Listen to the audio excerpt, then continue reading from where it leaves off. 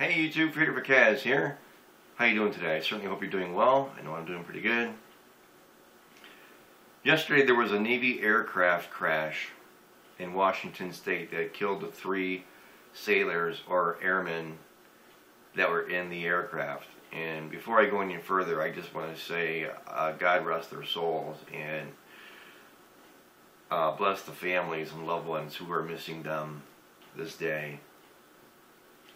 And I also want to say God rest the souls of the people who will be made reference to in the remaining part of this video.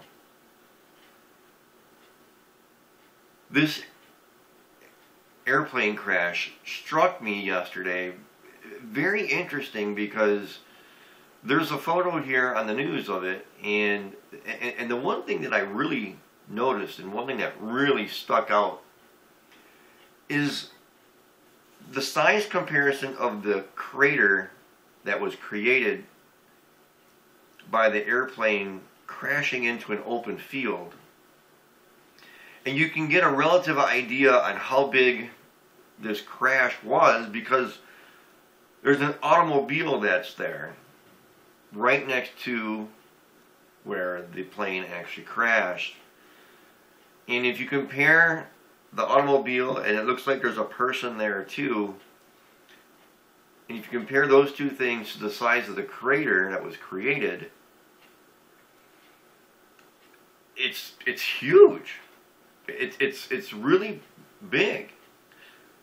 And my point is that if you compare this airplane crash, which occurred in an open field, to that of Flight 93, which also occurred in an open field, the size of the crater that was created by Flight 93 is nowhere near the size of this one.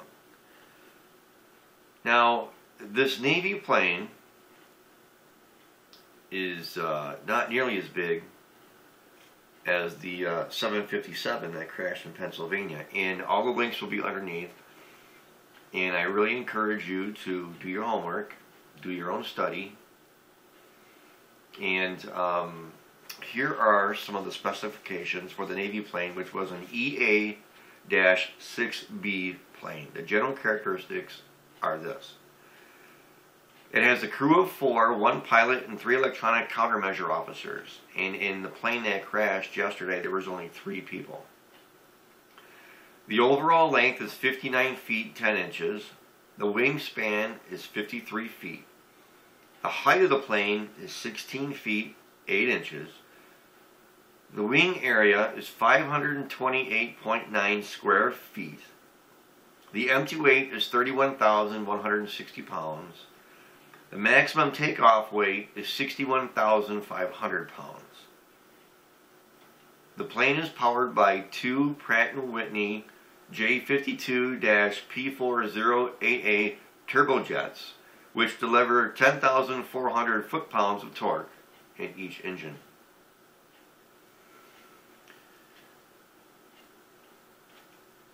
Now, what I find most amazing is the size of the divot or hole or crater that was made by this Navy plane in comparison to the automobile that's there is just huge compared to that of Flight 93. So I did some research and got some specifications on the 757 that was Flight 93 that crashed into the ground in an open field.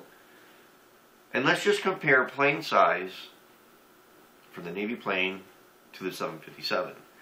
Now, Flight 93 was a 757, and it was of the 200 series design.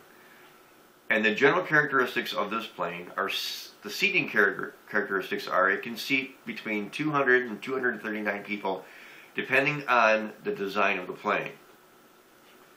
The overall length is 155 feet 3 inches. The wingspan is 124 feet 10 inches. The height is 44 feet 6 inches. The wing area is 1,951 square feet. The empty weight is 127,520 pounds. The maximum takeoff weight is 255,000 pounds. The plane is powered by a Rolls-Royce RB211 engine and two Pratt Whitneys, which could either be a PW2037, a PW2040, or a PW2043. All of which the links will be underneath, and again, do your own homework. There will also be pictures of the divot that was created by the 757 Flight 93 that crashed in Pennsylvania. It just strikes me just remarkably the size difference between the divot that this Navy plane made versus the divot that the 757 made.